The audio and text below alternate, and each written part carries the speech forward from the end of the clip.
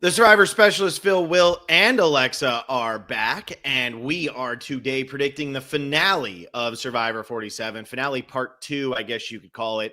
I'm just going to call it finale. We're here. It's the last episode. Last week, Jeff I don't think he actually called it finale part 1. He called it the penultimate episode. So it's like, this is no different, but he gave it the big intro. That felt cool. We are down to the final 4. Will and I talked a lot on our recap last week about how that kind of felt like a finale last week. Alexa, I don't know what you and Blake felt when you jumped into digging deeper, but I feel like most of the internet has turned their conversation from who's going to win to where does Rachel rank as winner. So I think it's very funny how that has gone. I don't know. I haven't seen anything. I got back from Disney at 5:30 and I ate dinner, unpacked, and I'm sitting here talking to you. So I literally haven't looked at much Survivor stuff aside from the random Twitter trolling. But what's everybody feeling? How's everybody doing? Let's hear from Alexa. I haven't heard Alexa's thoughts on this season at all. And what do you think of Rachel as a winner? Rachel's in my top 10 winners already. No, Bob, first of all, I think the season's great. I was telling Phil, I think this post-merge has been super, super fun. And although this is a critique I'm about to have about the finale, it feels like for a period of time, basically anyone could have essentially anybody could have an argument to win, which is really not always the case when there's 8, 9, 10 people left. And that made last week so exciting. That made the week before so exciting. That's what's making this conversation a little more like, yeah, I guess Rachel's probably in my top 20 winners. But Rachel versus Sam, it'll be really interesting. I guess we'll go through like what the votes will be like, but I do think Sam could certainly take plenty of votes away from Rachel. I feel ridiculous even saying this, but all this to say, it's been really, really fun. And even though it feels like Teenie has sort of fallen off a bit, I really enjoy watching Teenie because those confessionals are just like, they're relatable. It's like, I saw some red wine and I had to do it. I did what I had to do. I can't say I wouldn't be like that. So although I'm sure Teenie's getting a lot of flack, which is what it is, it's certainly entertaining and relatable. Yeah. Yeah. It's funny how you say this season was so wide open for a while because it's so true. Like, once we hit the merge, and Phil and I talked about this, I mean, we're like, who are our front runners to win? We're like, man, there's so many people that can win this season. We had no idea. And then the complete shift the past, like basically the last episode, taking the last 2 people out that we feel that reasonably could win. It is interesting that we're entering this episode so confident. What are we at? What are we at confidence-wise, guys? Are we like 95%? Rachel, 90%. I mean, what are we really giving Sam here? And for a season that has been so unpredictable, and that we had so many people on our, we were like, Caroline could find a way to pull it off. Genevieve could find a way to pull it off. Teenie and Sam were both, I think, more likely to win. It just had Rachel's taken such a big lead. Where are we at? Are we like 9 and 10 times Rachel's winning this? Well, I want the podcast to go longer than 15 minutes. Yeah, I mean that's. But I'm curious where we're at because it's. I feel like it's hard to jump in. I mean, Sam is probably eating up any percentage chance that Rachel doesn't have. Or are we giving Sue or Teenie? No, I mean, I feel like at this point you're probably 90 to 10. That's really where I stand, and like I feel like Teenie and Sue are drawing dead. Now I've seen a couple of interesting air quotes theories that potentially Sue could pull out a win if she can pull some stuff off. There's no way, Alexa, you even said it in our group chat the other day. It's just become the meme of that's nice, grandma, and we're going to put you to bed now. Like her idol play did nothing to the point where Will and I talked for an hour and 10 minutes about the episode, never brought it up one time. That's how little it mattered to the arc of the show. Guys, yeah. I should have tuned into that. But no, I definitely agree with that. I think it would have been nice to see there probably wasn't a lot to it, but like Sue and Rachel becoming super close, seemingly randomly. It seems like that's happened a little bit, but it probably was just a matter of they both needed someone, and they were the 2 who were the most open. Well, I would give Teenie more than Sue though. Like Teeny, at least we've heard from Teeny throughout the course of this game. Like, she was a narrator over on the Lavo Tribe. The confessionals, Teeny's somebody I know. Sue has gone how many episodes without a confessional? And like only one. Only one? That's so surprising to me. That's crazy. And then she had an idol the whole season. And even when she was like a potential boot that the votes might flip on to Sue somehow, I think that was the Saul vote. We just don't even hear that we're not reminded that she has an idol. We're not reminded of where she's at in the game. And to me, a Sue win would just be so shocking. I personally don't see Sue winning in any scenario. I feel like we need to talk through if it was Rachel versus Sam, who could pull some jury votes from Rachel there, because I do think there are quite a few that could ultimately go Sam's way. But I think that's really where the conversation comes in. I think right now people are kind of grasping at straws, trying to be like, who could pull off the back, who's the backup winner here? Who's somebody who could pull this out to make this more dramatic than it really is? And unfortunately, sometimes you get to the end of the season and that's not going to happen. The one thing I don't want to happen with Survivor 47 that I hope people don't take away from this, and will, I'm sure, on Wednesday night at 10 p.m. Eastern, we're going to be sitting down, I really believe, crowning Rachel the winner. But I don't want people to take from this season that it was a predictable season, because I think it's really important what Alexa said, and Will, what you said earlier, where it's like, we were talking at final 10, final 11. Saul could win. Caroline could win. Teeny could potentially win. Sam could win.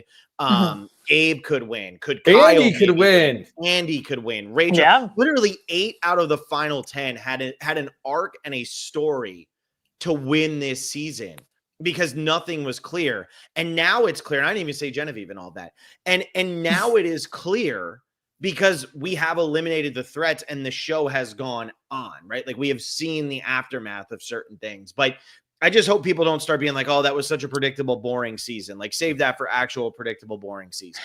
I completely agree. I think people sometimes overinflate the finale against the rest of the season. And also, I guess it was the Winners at War that started this concept. I don't really remember, but the concept of like getting rid of the people who will quote unquote take your space at the finale, that almost wasn't really possible. And also, to be realistic, like, if you don't think that Sue is going to win, you're not gonna gun to take her out. And same thing with Teeny. So you can't really blame the players either. So to me, it makes perfect sense that Sue is still there. And I don't think it's predictable at all. This may be, but the whole season, absolutely not. Yeah. Yeah, and Phil, we talked about this on the recap. When's the last time we've gone into the last week of Survivor with only 4 people left? It's been a very long time. Very long time. It's been the lowest it's been, I think, in the last probably 10 to 15 seasons is 5 people. And then a lot of times it was 6 people throughout the 30s with the 20 person cast. So if we were heading into this with 5 or 6 people left, like, let's just say it was 5 people left, we would be arguing right now, okay, is it Genevieve, is it Rachel? And we'd be trying to parse it all out, and we'd go through jury roulette, and we wouldn't be in this state of mind right now, or we're like kind of think we're heading towards kind of like a predetermined conclusion. Why do you think that they chose to do it this way then? Why do you think that they didn't just have Andy go home last week and save Genevieve for this week? It's whatever CBS wants to fill airtime. And so whatever other programming they have and their needs, they had, 2 hours last Wednesday, and is it 2 hours this Wednesday again? Plus 2 hours. The after show? Not a 3-hour finale. It's just a 2-hour finale. It's not 3 hours. Interesting. Yeah. So I mean, if that's the time, then you had to, if it was 2 hours and 2 hours, then you kind of you couldn't just do one boot last week in 2 hours. That'd be slow and a waste. Then you'd have to rush through 5, 4, and Final Tribal Council and an after show within 2 hours only. It wouldn't be possible. So this just comes down to, that's what CBS ordered, and it probably was, to the detriment of the excitement and unpredictability of who's ultimately going to win. So this is a 3-hour finale. 2 hours. That's it. Ooh. Oh, yeah. Okay. That honestly makes me feel a lot better about it. Yeah, you're not going to be wasting a lot of time with this, because really the way it's going to go is the first boot's going to be in the first 40 minutes, maybe even earlier than that. They're going to start the final 3 tribal council before the hour mark, And then they're going to spend at least a half hour on the after show. So really this is an hour and a half episode of Survivor, in my opinion, with a 30-minute after show. That's how I see it going. And somebody had made a good point on Twitter where they said, we act like this is a 2-part finale, but really we're getting a half hour less than we would generally get, because across these 2 episodes, it's 4 hours. But on like last season, when the finale was 3 hours long and the episode before was an hour and a half, that's 4.5 hours. So even though this is a 2-part finale in air quotes, it's actually amounting to a half hour less than what we got in the previous couple of seasons with 90-minute episodes. It's fascinating. Way even less than that, because also the past 2 episodes, it's a half hour less. And it's starting with 6 people. We went from 6 to 4 last week, whereas I'm pretty sure 45 and 46 both started with 5. Yeah, oh, because 5 in the Q, finale. Yeah, Q was the boot at 6. Yeah. Okay, so we are just half hour off. Yeah. Yeah, so it's just a half hour. I think it's just tough because I'm sure CBS won't like to hear this, but like having the final 4 fire making, it's just not interesting content to talk about it to talk about leading into it, which I guess you could make the same argument if it was like one big threat that everyone's going to vote out at the final 4. But then also afterwards, it's not super interesting to hear about what everyone says they're going to talk about or who the jury says they're going to vote for. So I think it's really, it's like this odd realization I'm coming to. The finales are, it's going to be hard for them to be interesting unless they are filled with just like 4 or 5 actual contenders. Mm-hmm. Actual contenders. I take 2 contenders. It might be coming through your headphones, Alexa. I think that might have been what just happened, because when you went to brush it before, that's what happened. But yeah, it's tough to not have the 2 contenders. Why is Sam being written off so easily? I guess that's the question. Well, I'll start that with you while Alexa figures out this, because I feel like you brushed this and I went, whoa, that was loud. There we go. I heard that. Sorry. Why do you think Sam is being written off? I guess that is a good question. Like, should we just be giving more credit to Sam's game and giving him a better chance of winning? And I don't know if it's as much as writing off Sam as it is, honestly, Rachel leveling up so much compared to everybody else, and that Rachel not winning would feel so unsatisfying. I mean, obviously we're sitting here, we want some unpredictability. Her win might not feel that satisfying either. It's kind of like damned if you do, damned if you don't. But it feels like this is Rachel's season, Rachel's story. So for her to be built up in this manner and not win, it would just be, I don't know, so unfulfilling. And I think that's why we're kind of writing off Sam, not because he's played a bad game, but compared to Rachel, this hasn't been his season or his story. And she's been kind of running. I mean, she's been the power player for the past, 3 or 4 weeks. So it is a good question, though, Phil. Like, can we give Sam some more credit? I mean, maybe it doesn't feel like the show is giving him that much credit. Mm-hmm. It feels like they want him to be scrappy. And when I look at Sam and I look at this jury, Sierra is going to vote for Sam. I don't think it matters who sits next to Sam. I think Sierra is locked in voting for Sam. I really do. And so if Sierra votes for Sam, and then let's say Andy potentially votes for Sam instead of Rachel, maybe Andy feels, hurt by what took place here.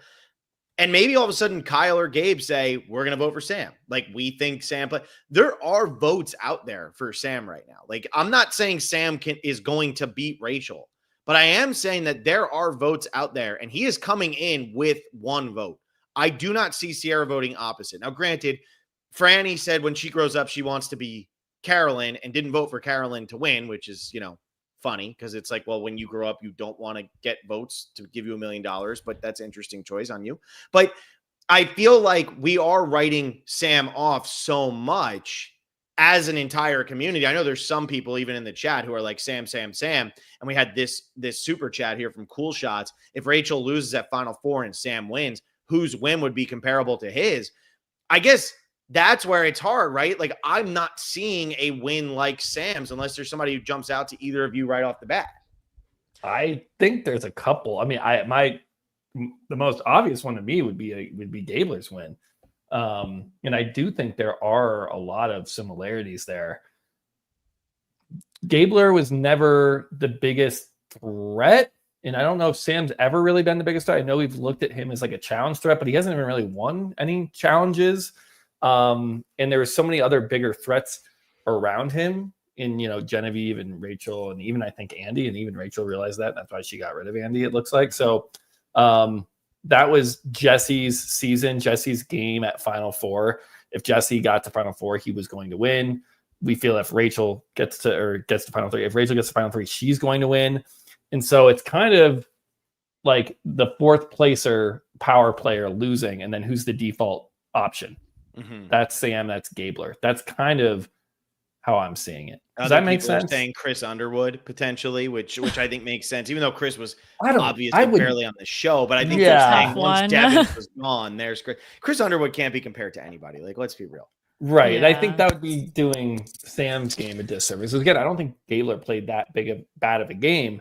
It was just that compared to Jesse, you're like, well, Gabler did not play as good of a game as Jesse by any means, but Jesse lost. And so who's the next best person that the jury is just going to throw votes at because they played hard enough. They proved that they were in on votes and trying to make things happen. Maybe they weren't in power and weren't dominating, but they were at least liked well enough and trying to make things happen. That's how I see Sam. If you go one person back here and say Genevieve is Suri, could this be the comparison? My God, this is amazing. Trav Herod says Sam could be like an Aris with Rachel being Terry. And then you also have Genevieve being your Suri as the so Rob then, don't hate that. That's good. Yeah. I love that. Sue is Danielle. Yeah, I guess Sue and Teeny mixed together make Danielle. Who would have thought? I think with Sam, I agree with what Will said in that I have people in my mind that would vote for Sam, but then they would vote for Rachel more. But I think depending on how they argue to each other, and I'm thinking about Genevieve and Andy, Genevieve and Sam were working really, really closely together for a pretty intense part of the game. And even though I think Genevieve and Rachel have this, like, they have hearts in their eyes when they look at each other because they respect each other, that's a really hard thing for Sam to kind of not third wheel. But he and Genevieve kept each other alive in the game. So I think if he appeals to that, that could swing Genevieve to him. And with Andy, that's a really tough one because we got a lot of confessionals where Rachel and Andy were like, oh, we were such a misconnection. We should have played together.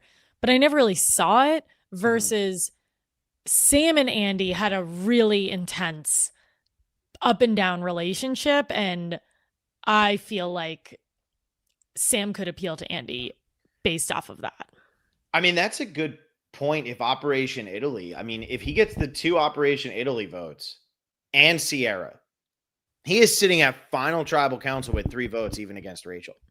Yeah. I think Genevieve is going to be tougher to pull. I could see, I buy the case for She'll Andy be hard. and Sam because, like you said, Alexa, they went through it and they had ups and downs. And sometimes after that, the people are like, I just respect you because we've been on opposite sides. We've been together.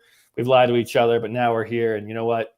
You're sitting there. You get my vote. I could see Andy voting for Sam, but Genevieve, after last week where they're just all over each other about being the 2 biggest threats and, being these savvy players that have to go head to head in this rivalry that we were told, I would be surprised if Genevieve didn't cast a vote for Rachel to win if Rachel is sitting there. Because it's not like Genevieve and Sam they were kind of just with each other by necessity. They just kind of got left out of this like underdogs alliance and were labeled as threats. And I don't know if that was like this really strong bond of I want to work with you. I want to trust you. It's kind of like, you're the only person I can work with. And I don't know if that builds as much of a connection. So what also I find interesting about Sam, and I don't know if people are going to care about this on the jury or if maybe Genevieve or Andy, who is the numbers man, will bring this up. Sam has voted right every time. Like, Sam has actually been let in on or been a driver of a plan at every single vote. Wait, what about the flip onto Sierra? He didn't have a vote. Oh, wait. That's very convenient. Yeah, he lost his vote because he had the most money at the auction. So that actually might have worked in his favor. That's ridiculous. Because he was toothless. Right. I think that's kind of like kind of an asterisk. Like, you weren't let in on that plan. You didn't know where the votes were going. Like, I think that would kind of erase your perfect record post-merge, basically. True. That's a good point. I didn't because really think about that, but yeah. all those people who are obsessed with, well, they voted correctly every time. It's like, well, Sam, every time he's been allowed to cast a vote, has cast a vote for the person who went home. And it will come down to, I think, a little bit of the recency bias. Will people want to give the credit more so to the fact of you pulled that epic move that helped to send home Caroline? Or are they going to say, nah, it comes down to Rachel. She played the idol and ultimately send Andy home. And we're going to look at that as a bigger deal. Like Sam, they could forget about the fact that he wasn't let on in the Sierra vote, because he could also use it as his argument of, I didn't know about Sierra. That was all the way back at Final 11. And from that point on, I had my back against the wall, but I got in with everybody. I voted right the whole time. I don't know if that's going to be his argument, but maybe we should be giving Sam a little bit more of a chance is what I guess I'm saying. And Jeff and his infinite wisdom, this is the teaser that's going around the interwebs right now. He teases a real battle at Final Tribal Council, a real battle. Do you think that means that it's going to be Sam versus Rachel, or is Jeff just trying to say something to get people excited about this episode? Did he say that recently, or this I think it was out like this week? Yeah, it literally came out today. Okay. I feel like both can be true. I like with the stuff like that. I saw the Reddit thread about that. He of course he has to say that. Like he's not going to say, it's fine. But I almost want someone who isn't me to look back on like this Jeff interview every single day before a finale and see what he says and like look for trends there, because I feel like a lot of times we hear that and everyone's like, that means it's going to be boring or whatever. But yeah, I think if it's Sam versus Rachel, I think it's going to be this conversation is making me think it's more of a crapshoot. Yeah, I guess, that lets me think that, that could be describing a case where Rachel doesn't make Final 3. And then, we keep talking about the Sam versus Rachel, this potential matchup, and maybe Sam has a better chance than we think. But there's also the possibility that Rachel doesn't get to Final 3. Now, that's probably slim because she is the best at challenges out of the 4 and supposedly the most capable at making fire out of the 4. Mm-hmm. But all it takes is when someone gets lucky during fire making and her game is over. Do we think Sam is winning in a landsliding on Sue and Teeny, or is that worth discussing? I think it's a landslide, but I don't know if maybe we could just point out why that would be a landslide, just so we can make, like, because even in this vote, let's say Caroline votes for Sue. Let's say Gabe even votes for Sue. I think that's the extent of what Sue can get, and I don't think Teeny's going to get votes. I think Teeny's a 0-vote finalist, no matter who sits next to her. Makes sense. More so than Sue, yeah. Could Teeny get like Saul's vote, maybe? That's what I was wondering. I couldn't tell how close they were, though. She was obviously really upset when Saul went home, but again, I felt like I couldn't tell if they were that close. Because she was upset. She was left out. She wanted to work with Saul. Maybe Saul throws a bone to Teeny there and says, here's your one vote. But it seems like what the edit told us was Saul would vote for Rachel. And who was the first person that Sam went to when he heard Saul's name was being thrown around? Right to Saul. So I do think that Saul probably ends up voting for Sam or Rachel. But even if he does vote for Teeny, I don't think there's anybody else on that jury who votes for Teeny. Understood. So we're real quick, let's run through it real quick because it's easy. Would Sierra ever vote for Teeny or Sue? And just assume that Rachel or Sam is sitting there. Sierra, does she vote for Teeny or Sue? Should Sierra vote for Teeny if Sam isn't there? If it's Rachel, Sue, and Teeny? Is there? I don't know. Did they have any relationship? I don't really remember them ever having. I don't think so. I don't think so either. Yeah, no, I don't think so. Okay. Saul, maybe. Okay. Yeah. Gabe, he could vote for Sue, right? He could. Yeah, they were that. I think we definitely understate how tight that alliance was, especially the Caroline and Sue thing. Mm-hmm. So yeah, there's definitely a possibility. Kyle's not voting for Sue or Teeny. Kyle and Sue butted heads the entire time. No relationship with Teeny. Caroline could vote for Sue. Andy's not voting for Sue or Teeny. Genevieve is not voting for Sue or Teeny. And then Sam and or Rachel is not voting for Sue or Teeny. I don't think it happens. So at most, 3 of the votes are being used elsewhere. So if Rachel or Sam sit there, they win in a landslide over Teeny or Sue. Now maybe a landslide turns into a 5-2-1 vote, and we're like, oh God, where did that come from? But I don't see wiggle room for Teeny or Sue from anybody on the jury right now. Mm-hmm. Yeah. So. Yeah, I agree. Okay, so let's talk about Rachel versus Sam then. Let's just go down the line. I guess here's my question that I'll open it up with first. Does it matter who the third person there is? For example, if it's Rachel, Sam, Sue, does Caroline still vote for Sue? And if it's Rachel, Sam, Teeny, could Saul vote for Teeny and potentially mess up this situation? I feel like there's more. You go ahead. You can go ahead. I feel like there's more excitement actually if it's Sue, because it does seem like Caroline and Sue are actually that close. And I don't know how strong of a relationship Caroline has with either Sam or Rachel, versus if it was Teeny, like I think that Saul could vote for Rachel because he hooked her up with her safety without power. So I actually think it's more interesting if Sue is there. That's probably right. I do think that if it were in this Sam versus Rachel scenario and it is this battle and it's more up in the air, the jurors are probably less likely to throw like one vote towards their favorite who they just want to like throw a bone to. Like if Caroline really wants to make sure Sue isn't a 0 vote finalist and that she gets at least one vote, Caroline's way more likely to do that if it's Sue, Teeny, and Rachel or Sue, Teeny, and Sam. But if it is Sam versus Rachel and it does feel that it's contentious between the two, then each vote is so important that I think it's less likely that Sue or Teeny, whoever the third person is, would get votes at all, because the jurors want their candidate to win, basically. So I don't know if it would. I don't know if either of them would make that big of a difference. Mm-hmm. I think Caroline votes Rachel.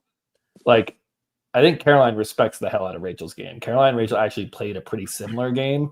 And I do think we see that with jury members a lot, where it's like, that's the game I was playing. That's my kind of archetype up there. I want to reward that because that's how I was shown. Like I was shown playing in that light throughout the season. And so it kind of validates the way you're playing the game. And I kind of agree with both of you. I think, Will, you're right that it probably doesn't matter. But I also think, Alexa, I think you're right that Sue is more interesting here. If it did matter, it would be Sue. Yeah, if Sue is sitting as the third person, there is the chance that we now get a 4-3-1 vote.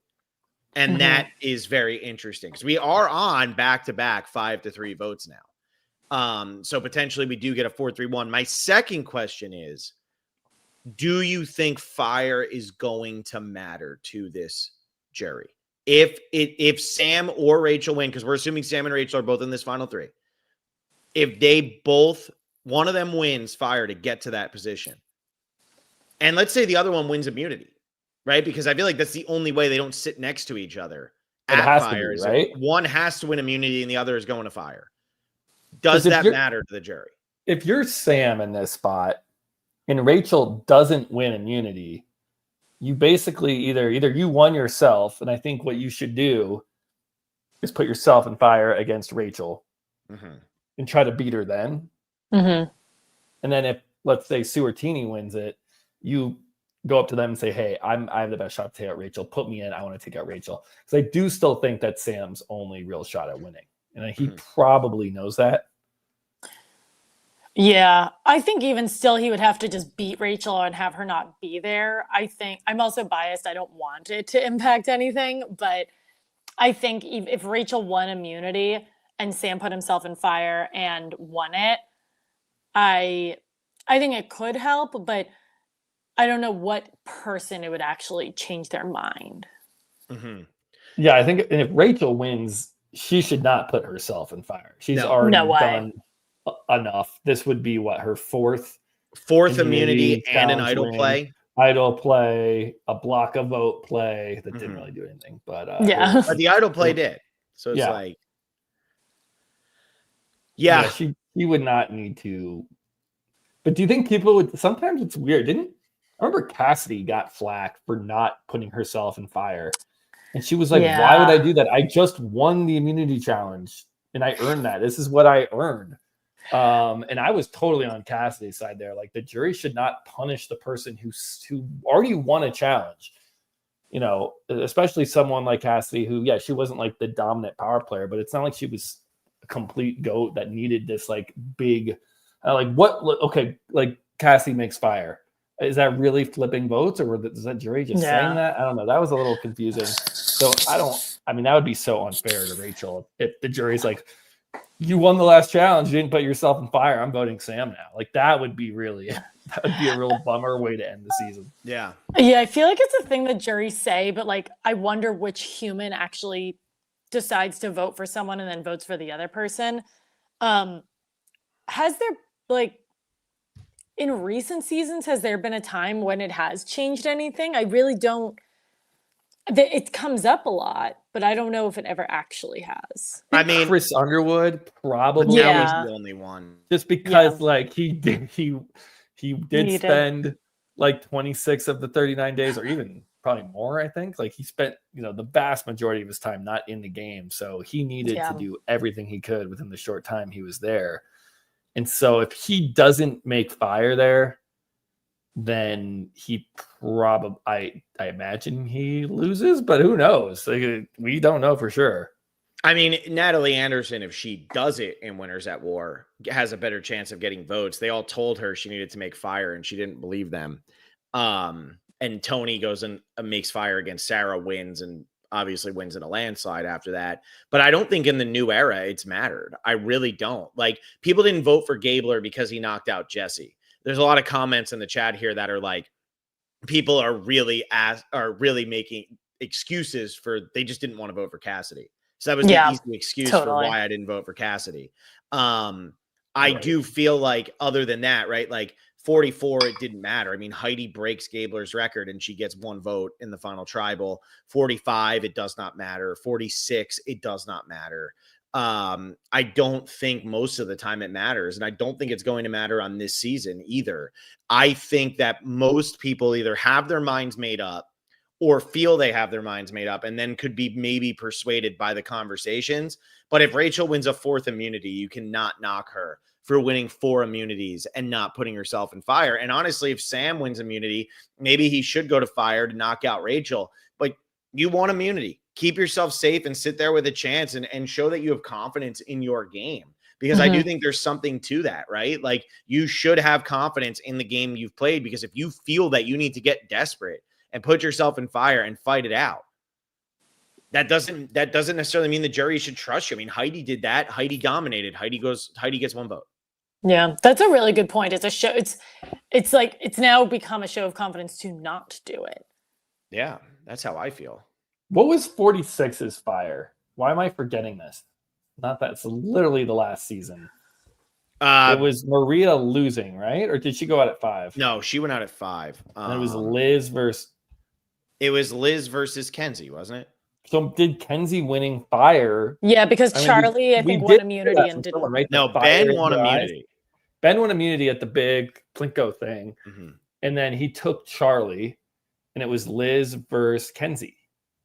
And Kenzie beat Liz. And I guess we should be saying Maria did say, I saw the fire in her eyes. You're right. That's a good point. But was that actually the reason? That's the question, right? Yeah, I don't know if that's the reason, but I think if Kenzie, let's put it this way. If Ben takes Kenzie to final 3 and it's Charlie versus Liz head to head in fire, and Charlie wins fire, do we think we have a different winner of that season? Like, that, because it was just a difference of 1 vote. It was a 5-3 vote. I still think they all would have voted the same way. I don't think Maria's reasoning was the real reason. She's said multiple different things. So I don't think it's the real reason. I think, look, and Maria's reason is her own. Like, have your own reason. But Q is like, the people who voted for Kenzie were not going to sway from voting for Kenzie, in my opinion. Yeah. So I don't know that one to me. We just kind of you were naming them. You're like 46. It didn't matter. I'm like, wait, did it? I might have. We don't know that it didn't. I guess I've done like the retconning, right? Of like, no, it didn't matter. Like it didn't matter. I refuse to believe any exit press. It didn't matter. But you're right. Maybe it did. It could have mattered if Charlie wins fire instead of Kenzie. It could have made it. That's a good point. Okay, so we are here though, and so let's go through this and let's really try to figure this out because we're all coming in hot on Rachel here. We're all saying Rachel. Let's say that this is a Sue in the final three because we all agree that that's where it's more likely that Caroline could be a stray vote. Sierra, who is Sierra voting for in Rachel versus Sam? Sam. Okay. Who is Saul voting for in Rachel versus Sam? Rachel. I think Rachel. He gave her the safety with that power. But did he have a relationship with her? I don't necessarily think so. I think he did. Remember he was saying, remember when Rachel became a target, and I think that was the Sierra vote where it was like this spinning wheel of either Sierra, Rachel, or Gabe, I want to say was the third one. I forget the third name. Phil, you might be able to remember, but it was like it kept spinning on who are we going to land on, and people had different reasons for wanting different people out. And Saul was so adamant, I want to keep Rachel because I have a good relationship with her. Yeah. Oh, okay. I missed that. I think he votes a pretty clear Rachel vote. Yeah. Yeah. What about Gabe? I have no clue. I'm making a general guess that he could vote for Sam. Jairo D. Garcia here says, Gabe vote for Rachel, 100% not voting Sam. I wonder why he's so confident there. Yeah, I just don't think him and Rachel for really the fun of this exercise, I think what we're doing now is let's paint the worst case scenario for Rachel and see what that looks like. So it is Sierra voting for Sam. It is going to be Gabe voting for Sam. It is going to be Caroline voting for Sue. And then we can fill in the rest and just see like if every kind of vote that's, up in the air, I guess, or I don't want to say 50-50 because most of them probably aren't. Even if it's like 90-10 that Gabe votes Rachel over Sam, let's see what happens if every vote kind of just doesn't go Rachel's way.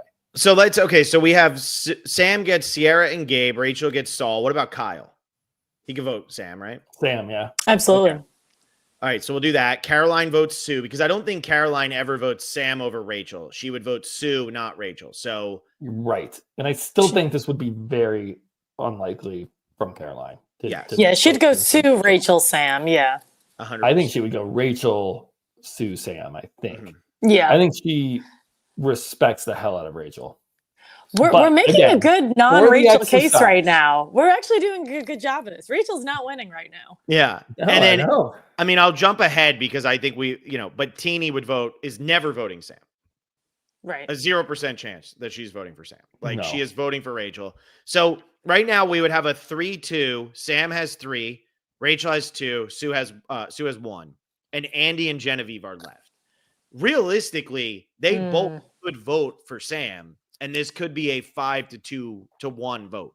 I mean, it could be even if you give Andy Sam and then Rachel's or Genevieve goes to Rachel, that's still Sam winning. Yeah.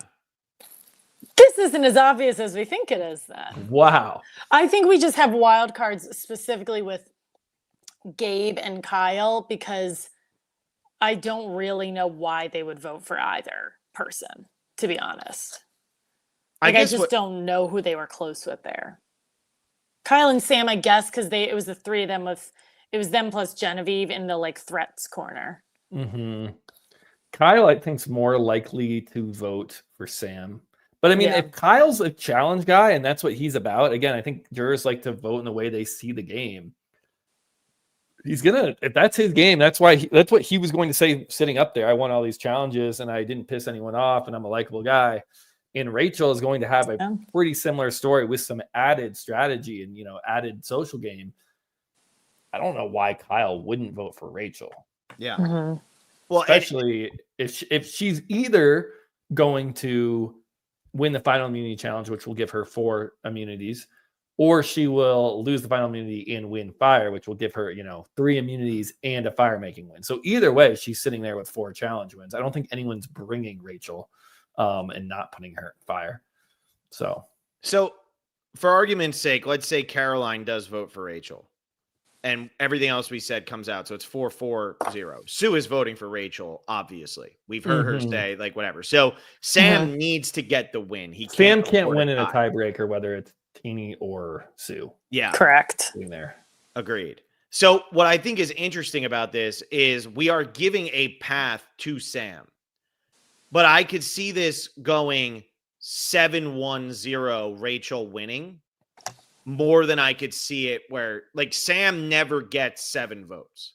Rachel could get 7 votes. So even as we're saying, maybe Sam gets these 4, I could still see 3 of them flipping to Rachel and Rachel winning 7-1-0. But I don't see Sam ever winning 7-1-6-2. I don't see that happening. Yeah. No, I think the most votes he can get is 5, and that's on a good day. And that's the minimum amount of votes that he needs. That's a good point. Yeah. Like he has to be perfect. But I do think the ones that he has, like, I think that Kyle and Kyle and Sierra, I think those could be pretty much locked. But I think the maybes can lean very easily to Rachel. Mm-hmm. Who do we think out of the 2 will have the better final tribal chops? Like, who's able to speak better? Who's able to make a better case? And not saying who played the best game and who has the best moves. Who will be better at articulating their story and their moves and all that? This is where I do give an advantage to Sam, and I actually think it's a clear advantage. He's a sports reporter. I understand that, but Rachel has been giving great confessionals all season. Like, she is very articulate. And she also knows how to tell a good lie. Yeah. She's been so good at tribal councils. Like, we've just seen how good she is at speaking already in front of the jury. Mm-hmm. I just think what it comes down to is Sam does do on air, like live on air. Like, he's used to being live on air. He's done that before. And I don't know exactly what kind of sports reporter he is, but, like, we saw that one confessional from earlier in the season where he is talking and narrating what is taking place. I think Sam is more comfortable in the I can't mess up phase. Who knows how much Rachel was talking to those producers before they got to the goal that they wanted. And I think Rachel's been great. I just think that Sam, when the lights are turned on, he's used to that type of pressure of, you got one shot at this. This is going on Fox, or this is going on the Titans website. Like, it is happening now. Don't mess this up because we're not reshooting it. I think that could help him. And I think maybe he could be somebody who can push a narrative. I mean, all season long, he's had to talk about the Titans being a pretty decent football team. And if he's able to convince people of that, why can't he convince people that he deserves $1 million? And I think that's where I'm maybe pushing against this, because I think reporting is different than, like, you're not coming up with a story or creating it, Like, he can tell a story, though. He can tell a story, and maybe he even has the teleprompter sometimes. Like, or it's like, okay, this player got injured on the Titans, and he has to deliver that in an emphatic, exciting, interesting way and give us all the information concisely. But in terms of, like, being a creative narrative storyteller, I think that is different than reporting what you, like, just reporting facts that you are seeing. And again, I think Sam and Rachel have both been given great and they're both good TV, and they're both good at tribal councils. I don't know if either one of them has an edge, but I don't know if it's like reporting is just like this 1-to-1 skill that now he's going to be able to, like, really capture the hearts of a jury when his game, I don't know, when his game isn't fully formed. I think what's cool is they both have. Rachel, I guess, has 2, but they both have this big, big thing. Like, Rachel's big thing was her idol play. And if she explains her shot in the dark against it, that's gigantic. Sam's big thing is Operation Italy, which, as long as he doesn't try to say, like, it was only my idea and Andy and Genevieve, blah, blah, blah. Like, if he says the 3 of us did this huge thing, that's his big thing, plus 2 jury members. And I think that's really beneficial. I do think that what Rachel did is something we haven't seen before, but Operation Italy was really, really classic. And I think the jury will like that. I do agree. I think they both have their moment. I just think that Rachel's might be an easier one to describe, right? Like an idol play that successfully nullifies votes, I feel like might just be simpler. And the whole jury saw it so clearly. Like the jury now is hearing who gets credit for Operation Italy, but at the time they're sitting there going, was it Andy? Was it this? Was it that? Like, but there's no way Sam is actually at best he can get a third of the pie for Operation Italy. Mm-hmm. And that's probably not going to happen. I imagine a scenario where someone asks him, we've heard all about Operation Italy. It's this big move. Who started it? Who came up with it? And if the jurors who are sitting there, and the jurors are free to talk during this time too. It's not like one question at a time. And then whoever's sitting up there, it will come out. This was started by Andy. Now, did they all have roles? Do they all get some credit? Sure. But there's no world in which Sam is winning more than a third of that. And that's not enough, I don't think, to really sway any votes. So can I just bring this up to say how good Sam is at arguing when there's no hope? So on October 27th, the Lions beat the Titans 52-14. Sam then wrote an article, what the Tennessee Titans actually must repeat from embarrassing loss to Lions.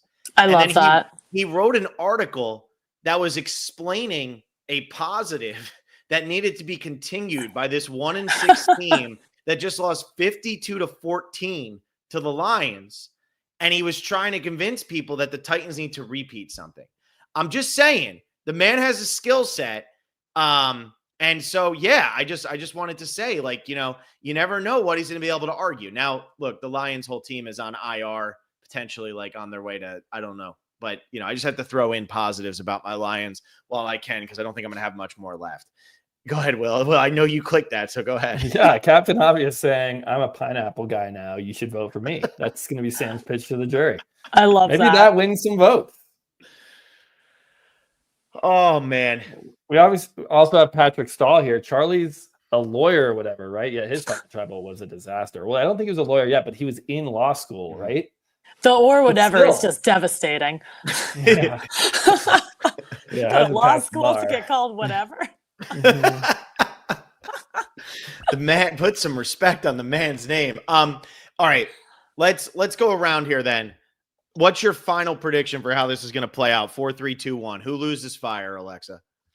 Teeny loses fire because they've been on a slow decline and her bag got burned. She's already gotten burned by the fire. I love that. I love that. Will. Oh, sorry. Oh, you want to keep going? Go ahead. You can keep going. Sue gets third. Rachel beats Sam. Will? I think Rachel is going to win final immunity. And she will take Teeny with her, put Sam and Sue in fire. And Sam will beat Sue in fire. So I think that Rachel is going to win final immunity. I think Rachel is going to take Sue, put Teeny versus Sam. And I think the reason for that is Teeny would actually be a good advocate for Rachel on the jury. I'm not saying that Sue wouldn't as well, but I think that Teeny could be beneficial to have on the jury. I don't know. Teeny's going to go to fire. I'm making up a story, so I don't have the same thing as Will. Teeny loses. Teeny gets fourth. Actually, no, I can't do this. I can't. Sorry. I have to go back. Sue is going to get fourth because Sue has an episode without a confessional and none of the other three do. And that's what I was using. Correct. Yeah. Interesting. Because is this a thing?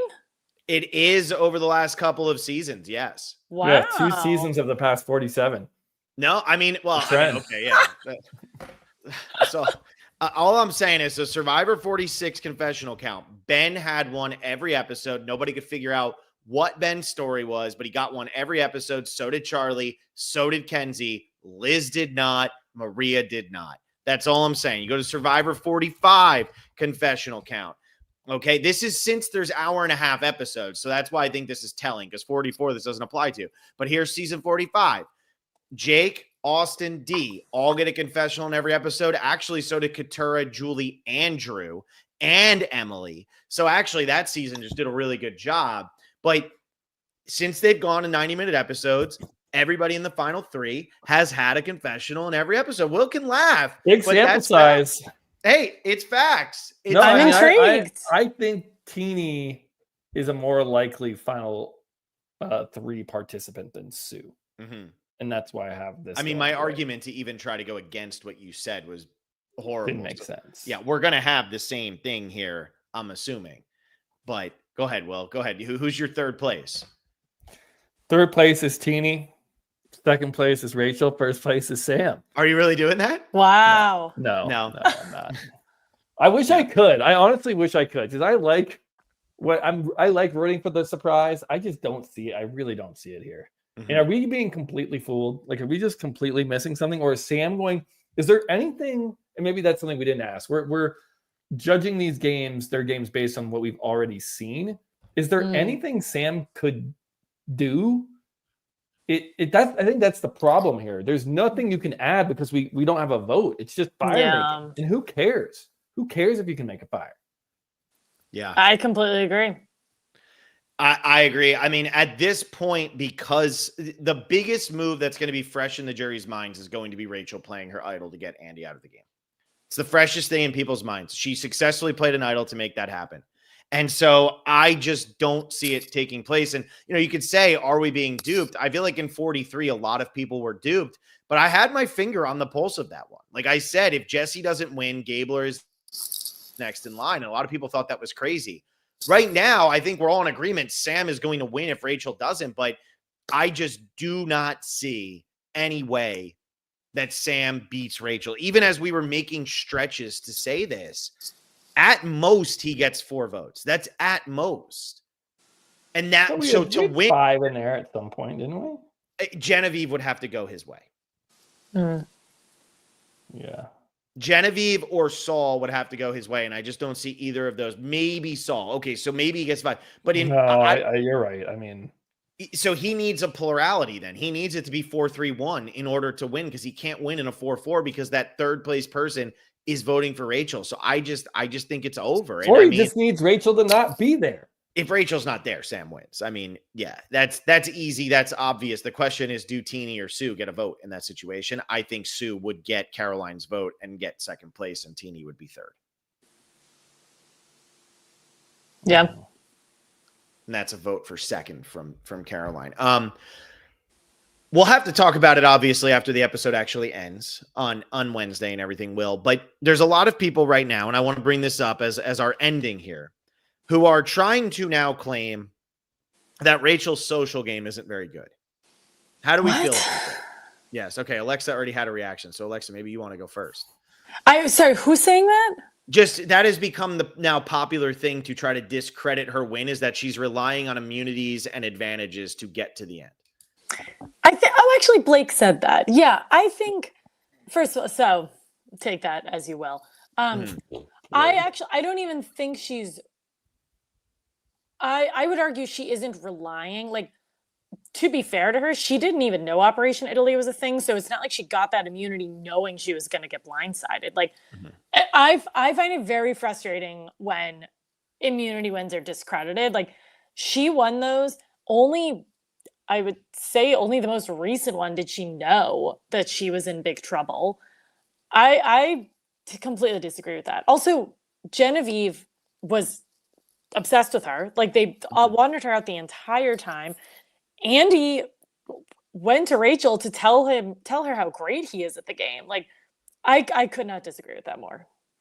Yeah, I think that's excuse me. I think it's probably coming from the way that Rachel's been talking to Andy the past few, or like the last week, basically. She had some kind of condescending remarks, but that's just one player. And the fact that Andy wanted to explain his game to Rachel so badly is because Andy, and I think he said this in an exit interview, he viewed Rachel as a very well-liked, well-respected, powerful juror that would be able to kind of sway votes and sway the narrative of the season. And that if Rachel was considering voting for Andy or could speak to his game in any way, that he would be able to then use Rachel to sway other votes. And you don't do that with someone who doesn't have a good social game. Yeah. So I think we can discredit it. On the idols and advantages thing, I mean, we've talked about it. I think she's had a combination of good strategy and good gameplay. But I mean, yeah, we haven't had a winner use an idol in what, quite some time, right? Successfully save themselves from going home. When's the last time that's happened? Oh my God, I'm gonna need the chat on that one, dude. I don't know. It doesn't happen that often. Did Tony do it in Winners of War? I don't know. Here's Blake if you wanted to know. He thought this started at 5. Darn. Blake, you ready to go, man? Come on in. We just had such an interesting conversation last time a Survivor winner won. I mean, Marianne played it like before she announced she was playing it before the votes. I think she had to play it after, but that was like a very weird tribal, and she wasn't going home there anyway. Then Tori played her shot in the dark, so I don't think Marianne really counts, except she did play one. It just wasn't a successful one. Oh man, dude. Oh my God, there's so many idols here. I mean, obviously nobody in 46, 45, it didn't happen. I don't even know what I'm looking at here. Gabler, Jam Jam, Marianne, Erica. Marianne. But she didn't play it successfully. Clippo says, is it Ben? It might be Ben. That's back crazy. in 30. Because it's usually not a winning. Once you play an idol, usually, you're already a target. You've already saved yourself, and then you go home one of the next weeks you're vulnerable. Oh, people are saying Chris Underwood. Chris Underwood coming up twice. He got that idol for coming back in the game, which was just absurd. Can I just say that one shouldn't even count because that's stupid? But I mean, technically it does count. But it's been a while, and I think that might be what people are responding to, where it's like she needed an idol to get through a vote, plus the Saul safety without power deal, which I think I've dispelled, at least on. Oh, that might have been for the patrons only. I mean, wow. Yeah, I dispelled that. Basically, I don't think you can say it was lucky that Saul found it. There's a disadvantage that saved her. Because if you're going to say that, well, then she was incredibly unlucky to get this insane split with 5 people from the same starting tribe and her. Mm-hmm. That's insanely unlucky. So those to me just even out. And like, she shouldn't have even been in that situation without an unlucky twist. So the fact that lucky twist got her out of it, it's not like an additive luck thing. It's just a neutral. Yeah. He also could have given that to somebody else. He chose Rachel. He chose social game. He liked her. She's a social game. And also, like, if we're going to say, okay, we're not going to vote for winners because they depended on immunities and they depended on idols, that means that we're only going to vote for people who are either so manipulative and powerful that nobody else played the game, and I'm pretty sure we don't like when winners do that, or they were so under the radar and we're going to think that they didn't do anything. Yeah. I think Rachel or Sam, their games are very well-rounded. They're visible. I think they're so well-rounded. They're very visible. They're social, they're physical, they're strategic. I actually don't think there's any more I could want out of a winner. Yeah. I think people are just they're reaching here. I'm looking through the last 4, if you go all the way back to season 30. So Holloway did it. Ben did it. Jeremy Collins also did it. That was he actually did it twice, once to save Steven, and the other time was with Kimmy Kappenberg. Did he play it on himself? He did play it on himself at the Kimmy Kappenberg one where he got 3 votes. And then, as we've already said, we have Underwood. And otherwise, like, winners don't really play them for themselves. Now I'm all the way back to season 20, where Sandra never played one on herself. Like, I'm going all the way back. Those might be the only 4. Those are the only 4 players who have ever won the game and successfully played an idol on themselves in U.S. Survivor. That is insane to think about. 4 winners in the history of the show have successfully played an idol on themselves in the season they won. Mm-hmm. That's crazy. That's crazy. That's and crazy. I think that's why that fans might be like, it doesn't feel right. She should have gone home. Yeah. But I also think like my argument was exactly what you said, Will. It's like Andy spilling as much as he did showed how good her social game was, because he was concerned that she was going to go to the jury and just like, he thinks she had pull. He thinks she had pull.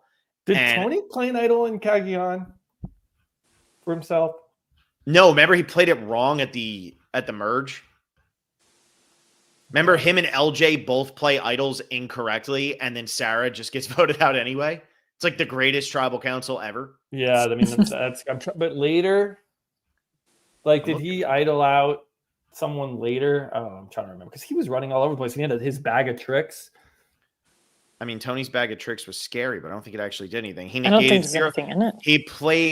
He played 2 idols and they negated 0 votes both times. Okay. Wow, Yeah. a legend. Yeah, and in one of those, with the one that you're thinking of was at final. What is this? This is, I think it was final 5. Yeah, it was at Trish the goes time. home, It was when Trish goes home. Yep. Mm-hmm. So I guess that was actually no. Yeah, it was final 5. Yep. Crazy. Anyway. Wow, the more you know.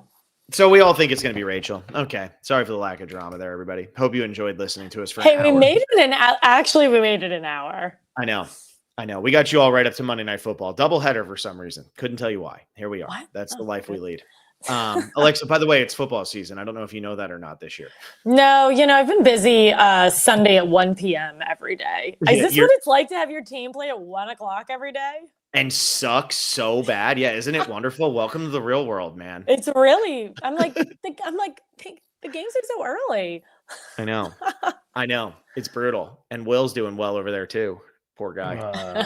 The Lions aren't winning a playoff game now. Their whole season's done, but that's okay. I heard Aiden Hutchinson was coming back though. Dude, Aiden Hutchinson's leg is the least of our worries at this point. Did you hear today, Will? 4 starters, including David Montgomery, out for the year. Hey, it sounds like the Niners. I'm telling you, except we have 12 wins and the Niners have close to that. Anyway. All right, guys. Thank you all so much for listening. Like this video, subscribe to the channel. We've been getting subscribers like crazy, so we appreciate you all doing that. Help us get to 11,000 before the season ends. Ooh. Will and I will be back on Wednesday night recapping this episode. Blake and I will be digging deeper on Thursday. And then, yeah, that's going to wrap it up for this season. I can't believe it's almost over. We'll have some off-season content. And as always, for patrons, you have 2 days left to take advantage of the half price for the first month. So if you want to jump in and get that, we have a whole bunch of stuff going on. We got Cook Island stuff going on, which Blake, if you're still listening, we got to record that probably Wednesday. So, Blake, if you're still there, bark twice. But we got that going on. I'm going to be finishing out 2019 Australia here right before this year ends.